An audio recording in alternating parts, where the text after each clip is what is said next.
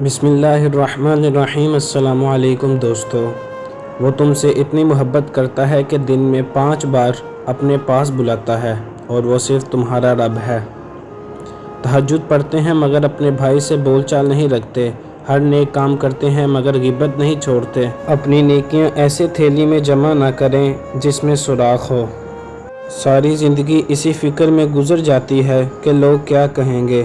آخر میں لوگ صرف اتنا ہی کہتے ہیں، انا للہ و انا الیہ راجعون۔ ہتھوڑے کے آخری وار سے پتھر ٹوٹ جاتا ہے، لیکن اس کا یہ مطلب نہیں ہے کہ پہلے وار بیکار تھے۔ حقیقت بس یہ ہے کہ کامیابی مسلسل کوششوں کا نتیجہ ہے۔ ایسا دروازہ بنیں جس سے خیر داخل ہو۔ اگر ایسا نہیں کر سکتے تو وہ کھڑکی بنیں جس سے روشنی گزرے۔ اگر آپ ایسا بھی نہیں کر سکتے تو ایسی دیوار بنیں جو تھکے ہوئے لوگوں کو سہارا دے۔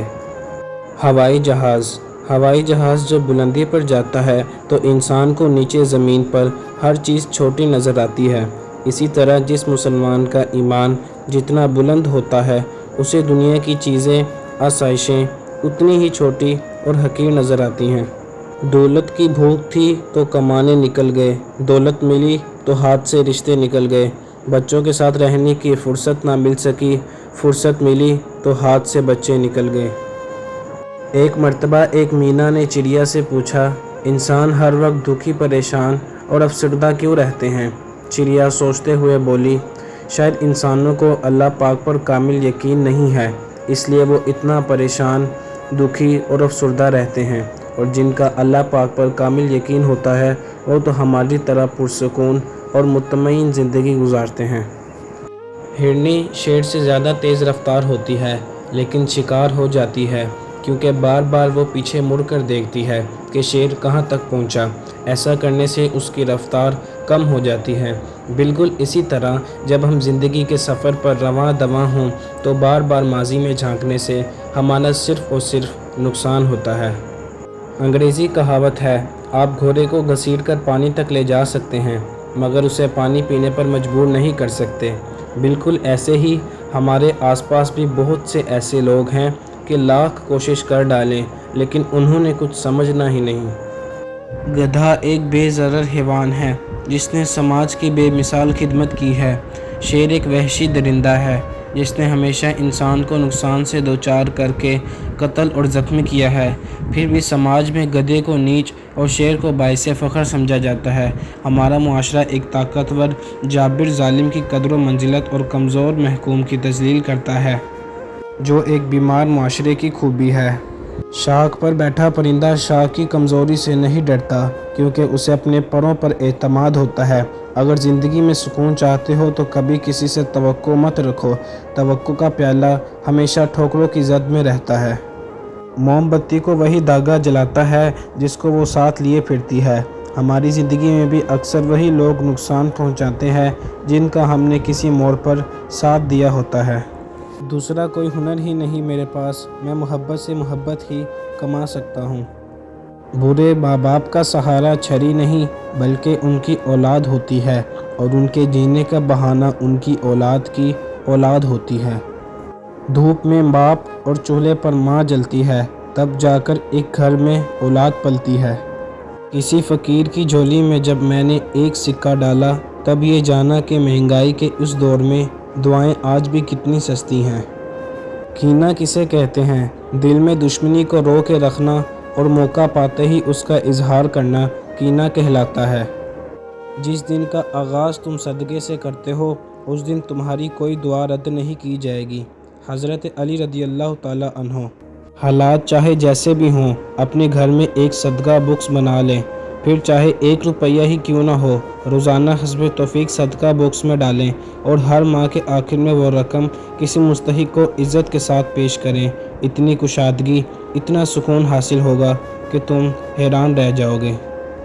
ناکامیوں کو اگر تم سر پر چڑھاؤ گے تو یہ تمہیں دبا دیں گی، لیکن اگر ان سے سیکھ کر آگے بڑھو گے تو بہت جلد کامیاب ہو جاؤ گے۔ ہمیشہ خود پر یقین رکھیں کہ آپ یہ کر سکتے ہیں۔ جتنا آپ خود پر یقین کریں گے اتنا ہی آپ کے لیے آگے راستے خود بخود بنتا جائے گا۔ محتاج معذوری نہیں، سوچ بناتی ہے۔ कोई भी तुम्हें मोटिवेट नहीं करेगा। याद रखना, जो करना है तुम्हें करना है और अकेले करना है। किसी मुश्किल में किसी बुज़दिल से कोई मशवरा मत करना, क्योंकि वो तुम्हारी बची हुई हिम्मत को भी ख़त्म कर देगा। उठाना खुद ही पड़ता है थका टूटा बदन अपना, कि जब तक सांस चलती है कोई कंधा नहीं देता। एक शख्स की चप्पल चोरी हो गई। उसने एक आलिम से पूछा, क्या मेरे लिए जायज़ है कि मैं किसी और की चप्पल उठा लूं? उन्होंने जवाब दिया, जब तुम पर जुल्म हो गया तो तुम किसी और पर जुल्म मत करो। परिंदे चींटी खाते हैं और जब वो मर जाते हैं तो चींटियां उन्हें खाती हैं। हालात बदल सकते हैं, किसी को कम मत समझो, क्योंकि आज आप ताकतवर हो सकते हैं, लेकिन याद रखना वक्त आपसे ज़्यादा मजबूत है। जो लोग काम को बोझ समझते हैं ये उनके लिए है। काम को बोझ समझने वालों का काम घटता और बोझ बढ़ता चला जाता है, जबकि शौक़ से काम करने वालों का काम बढ़ता और बोझ घटता चला जाता है।